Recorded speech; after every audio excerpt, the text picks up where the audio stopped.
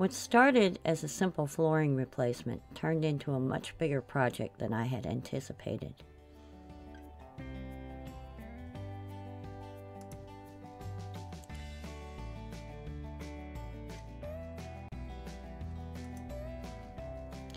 I knew my kitchen sink needed replaced and that there was a leak, but I didn't realize the extent of the damage to the countertop until I took a much closer look. It's hard to imagine by looking at my sink underneath my sink, but the damage was too much to ignore, and I realized I was going to have to replace the countertop as well.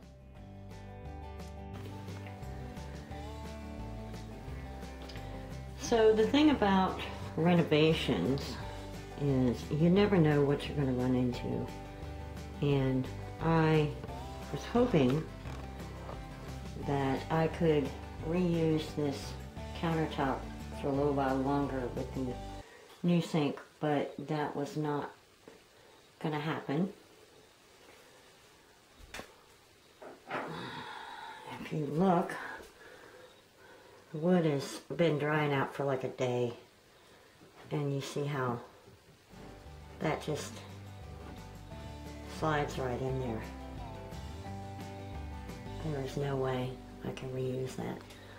So one of the perks to come out of all of this was that now my two countertops would match.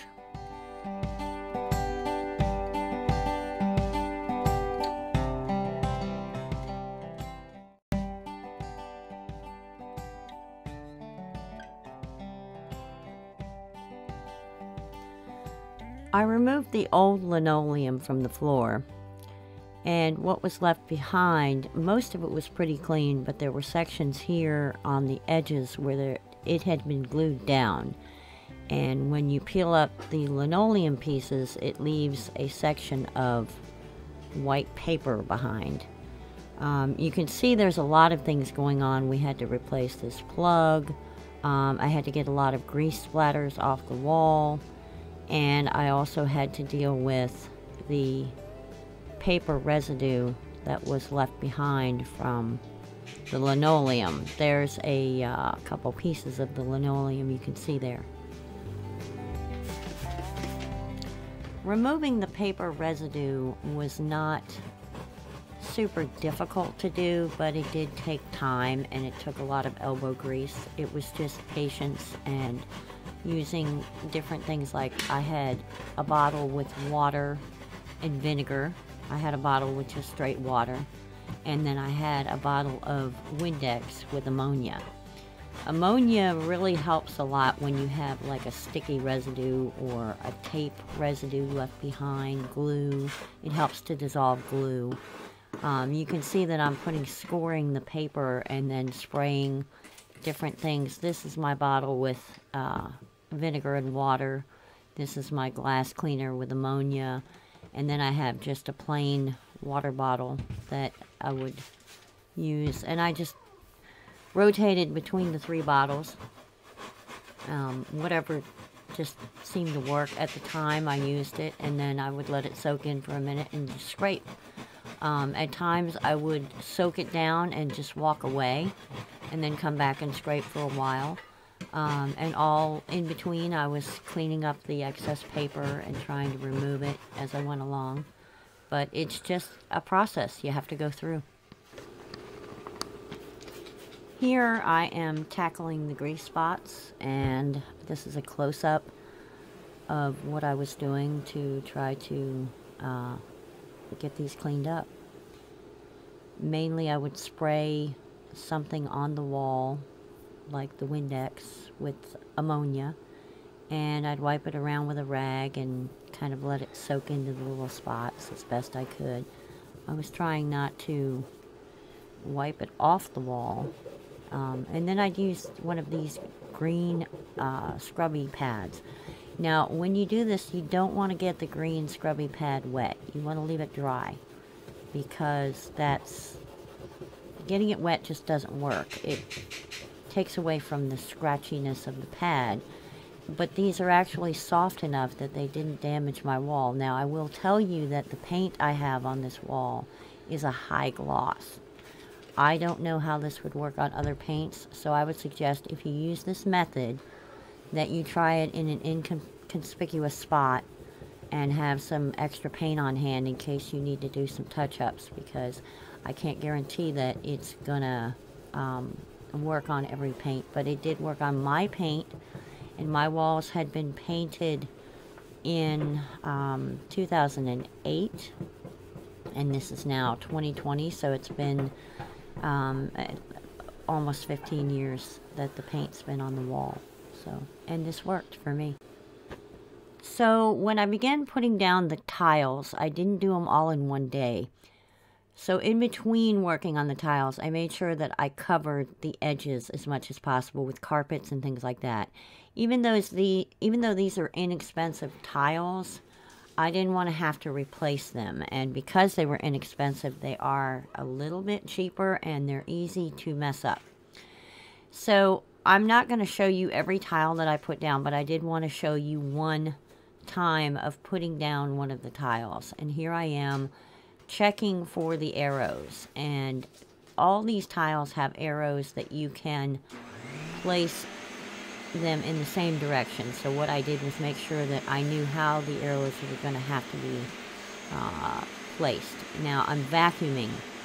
I'm very meticulous during this process. I vacuum between each and every tile that I put down.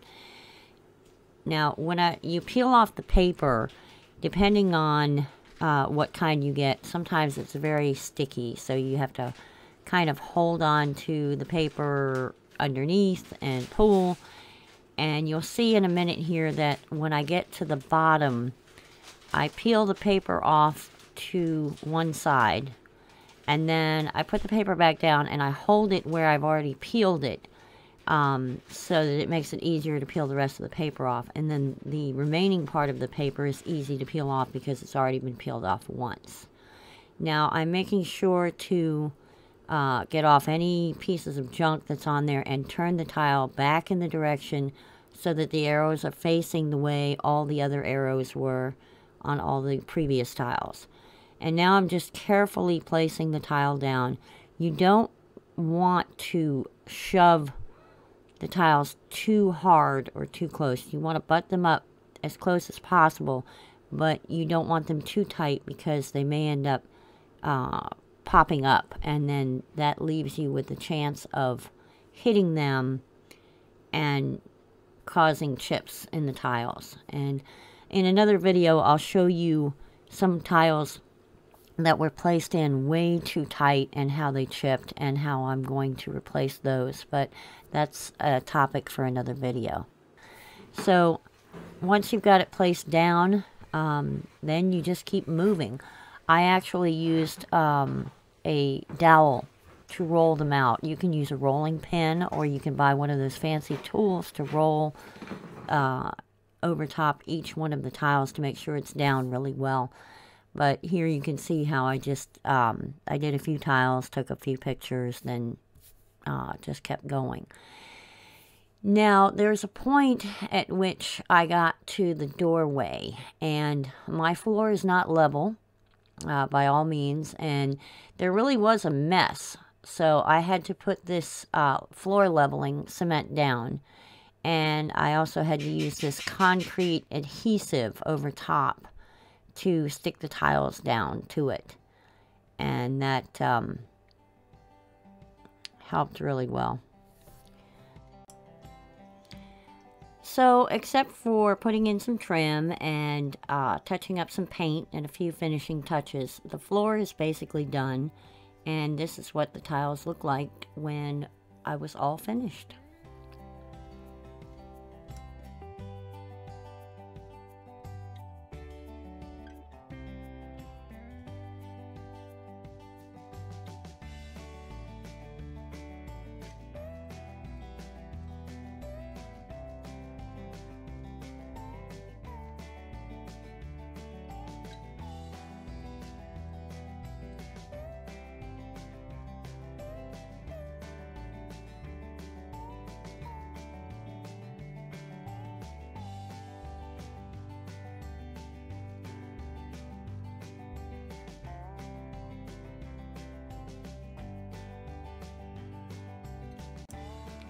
In this video, I'll show you how I turned this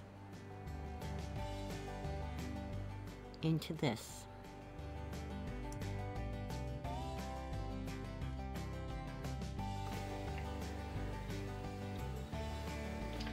So the thing about renovations is you never know what you're going to run into. And I was hoping that I could reuse this countertop for a little while longer with the new sink, but that was not going to happen. If you look, the wood has been drying out for like a day, and you see how that just slides right in there. There is no way I can reuse that. So anyway, enough of that. I've cleaned out underneath the sink, and I have cleared the countertop, so we're ready to go. And this cabinet, I've emptied it out, and so I have to get under here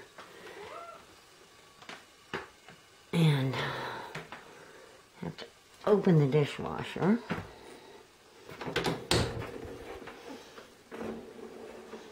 And let's see if I can, you see up there, let's see if I can find it, there are clips, and they're screwed in to the countertop. So I have to unscrew those two clips. Hopefully that's all that's holding this dishwasher in. And there doesn't seem to be any clips. If you see back there, those corner plastic pieces, those are the newfangled ways of holding the countertop in. And I don't know why, but you can see maybe you can see that, there's shims in there, and I don't know why, but there's only sections of it. And if I lift this counter up, I'm going to put shims all the way across. But once I get the counter off, I'll have a better idea of what to do. So now I've removed the old counter top, and I've actually cleaned it up quite a bit. It was really dirty, so I cleaned up as much as I could. Now is the time you want to really look hard for any other repairs that might need to be done, like these shims here. Sorry, that's my bird. These shims here are going to have to be replaced and redone. And anything else that I see that needs to be worked on, I'm going to make sure I get it done. I'm checking the line running to the dishwasher. And here is, I've cleaned off the top of this, and here I've noticed some crusty stuff. I don't know if that's like calcium built up or old putty, but I intend to put some plumber's putty around that before I close it back up, just to make sure there's no leakage. I don't really see any water damage down here, so I don't think it's leaking, but just in case, I want to make sure that that's sealed up. So these are little things you need to make sure that you check before you start putting your new countertop back in. And that's okay. Excuse me. That's okay. I don't like the way that's done, but I think it will be hidden, and I'm not too worried about it. So anyway, I just wanted to bring that up to make sure that you check. Also, I'm checking to make sure that this is square, so I don't have to do any creative trimming on that side. And I think I'm ready to measure out the counter and cut it to size, and then measure for the sink. So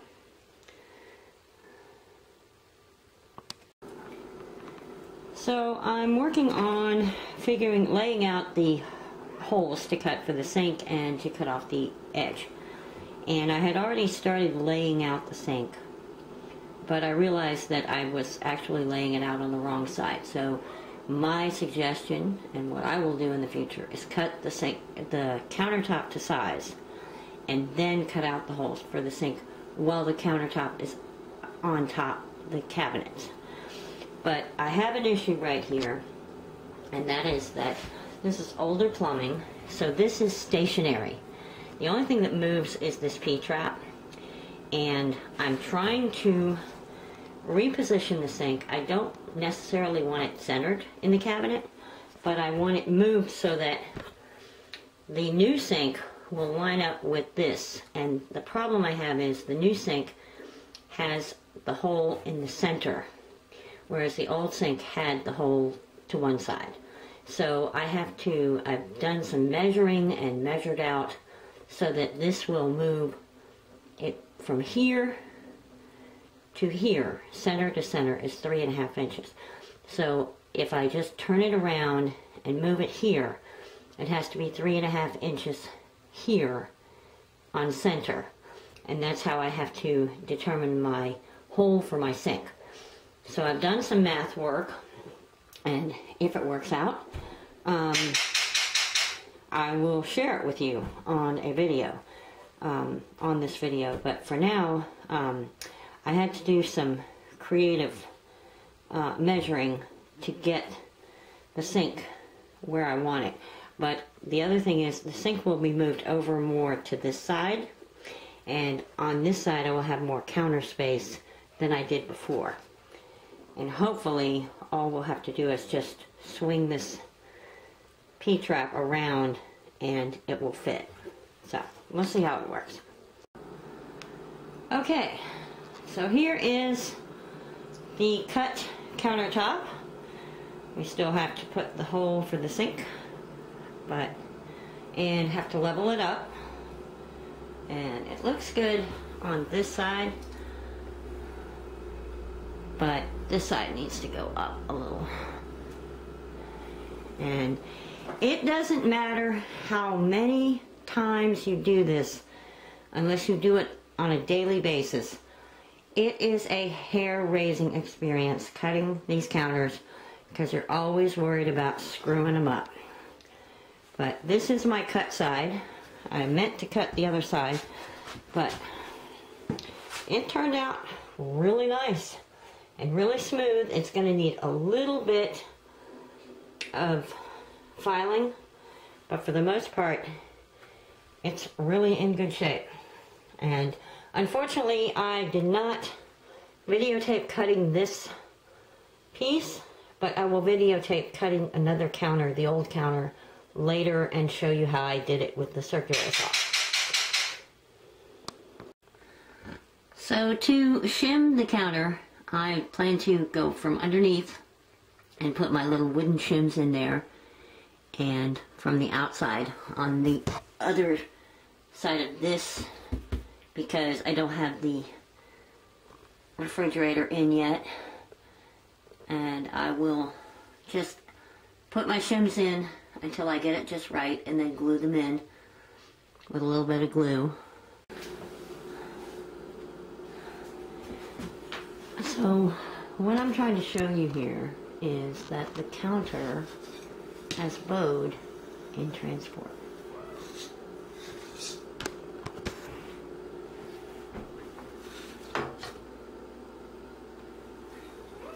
So what I need to do is figure out how much space, wedging, to put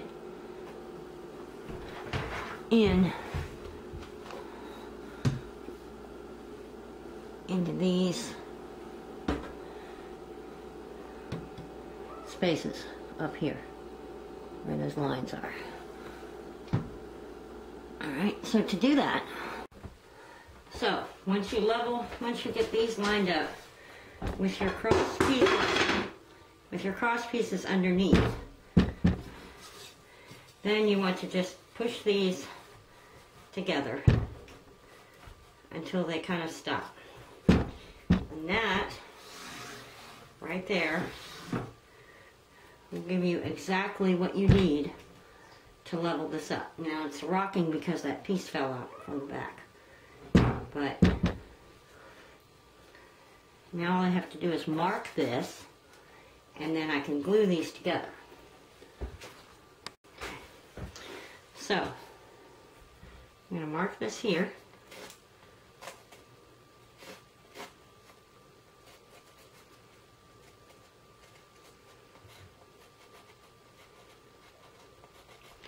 Put an A, turn this over, put a B here, and a B here. Now,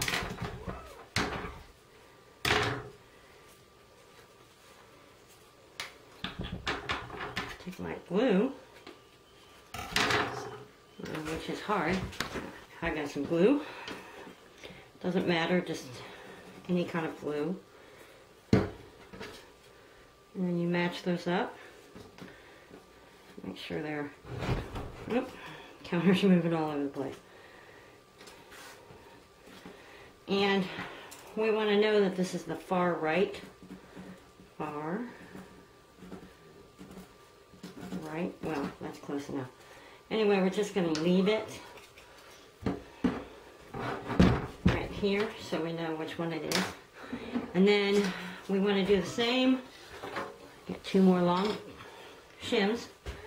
I'm going to line it up. I have to move the camera back. And this is where the support is going to be. So we'll just bring this in and get it tight. And then we just hold that.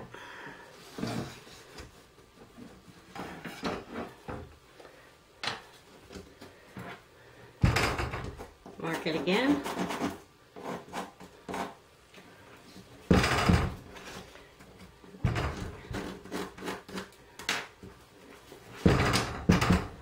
I'm going to glue that. Sorry about the rocking and the everything moving. And then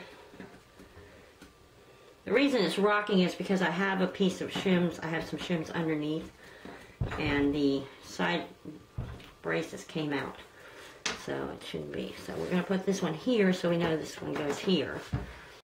Okay, now that I got the shim out from underneath, I'm going to double check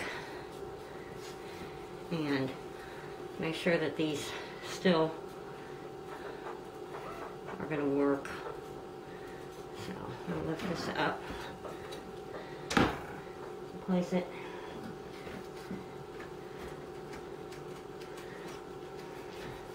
Yeah, there's not a lot of give. And this is right over where the support's going to be. And then the same with this one.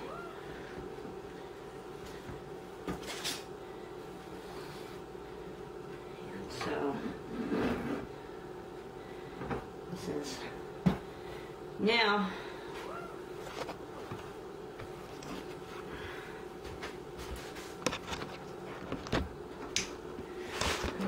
so you can see that that is level.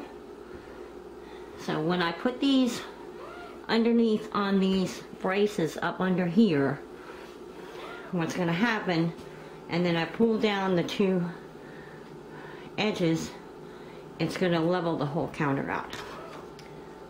I hope I made sense.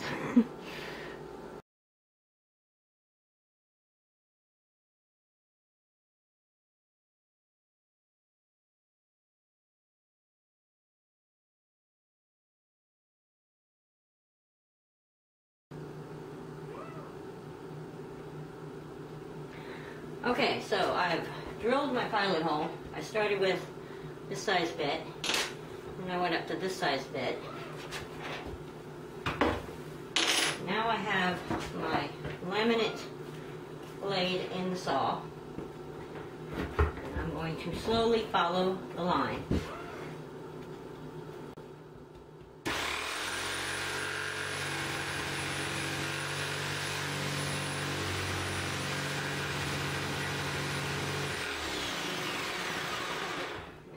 I go on, I want to check underneath, make sure I'm not hitting anything important, which I'm sure I'm not. Check this a million times. Everything looks good.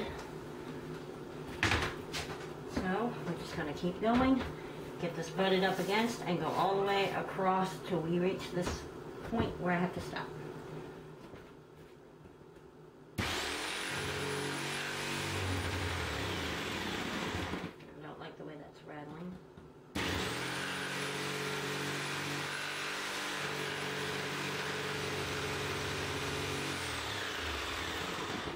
And now, unfortunately, the line that I've drawn is making me go farther over than I expected.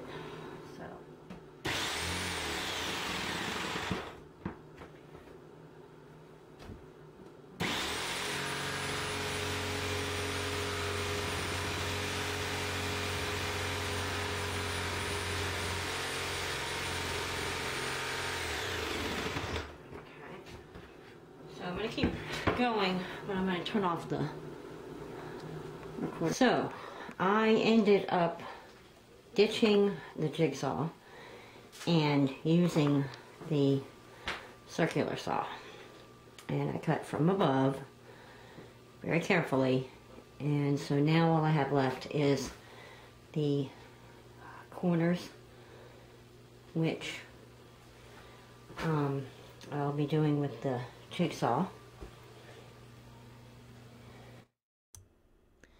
I apologize for not getting a video of cutting with the handheld circular saw, but it is something that you have to be very careful with, and in order to make this cut I had to bring the saw in from above, and it required me and my son both together. He was guiding me because there was a lot of sawdust and it's really difficult to cut that close up with all that sawdust flying in your eyes and still be able to see exactly what you're doing. So it was kind of a team effort, and we had no way of holding the camera up.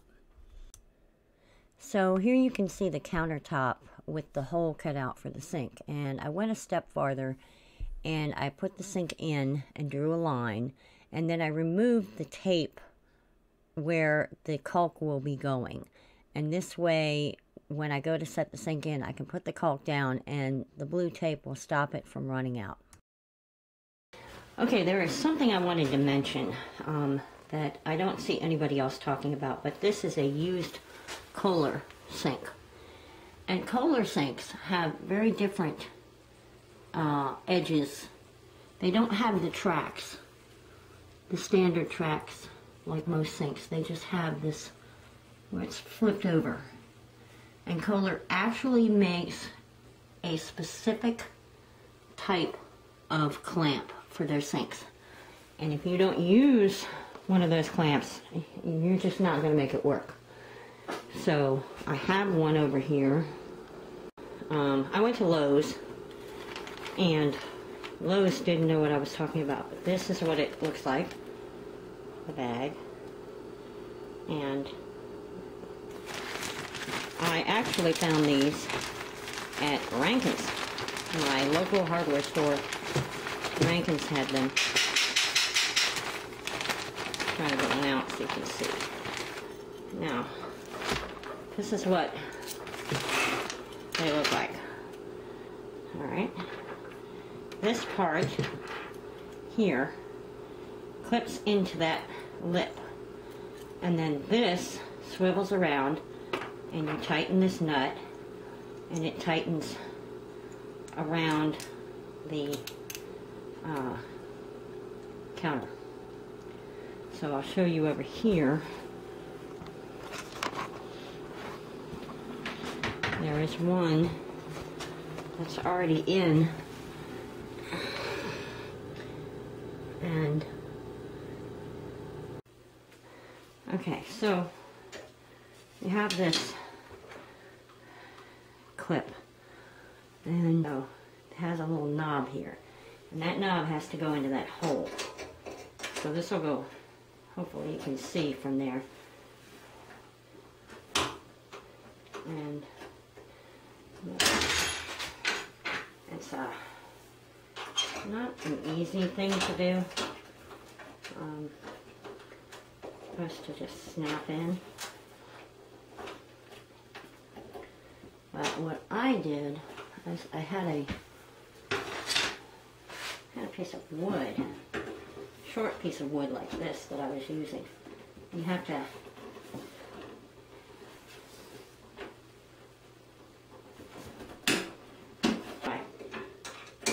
basically it snaps in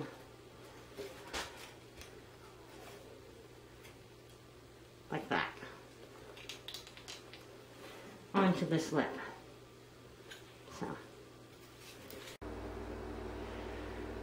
So in order to make sure that we didn't damage the counter with sealant, with silicone, I cut the tape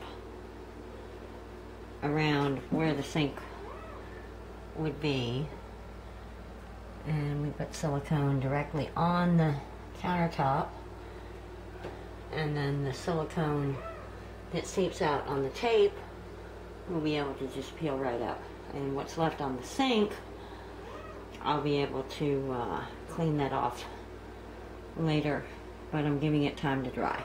Anyway, the sink is installed and we've tested it, no water leaks. Doing really nice, very happy with it. I've got a sprayer now, and underneath I managed to calculate where the sink would be, so that all we had to do was rotate this P-trap, because it was over here. It was over here because the other sink, the drain was on the side, and this one's in the middle. So I calculated my measurements when I put it in the cabinet and cut the hole so that it would line up, and all I had to do was just turn this and it would line up, and it worked out really well. I'm very happy with the job. And no, I did not videotape every aspect of it, but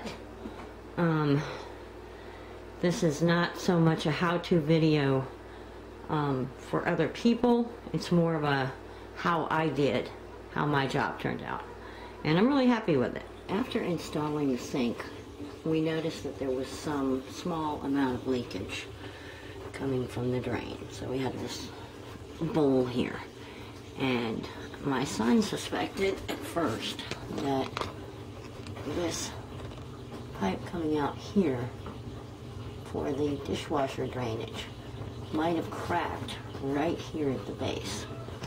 So he put a little putty or caulk or something on there. Anyway, everything is dry this morning, so what I've done is I've taken a piece of paper towel and put it right underneath there,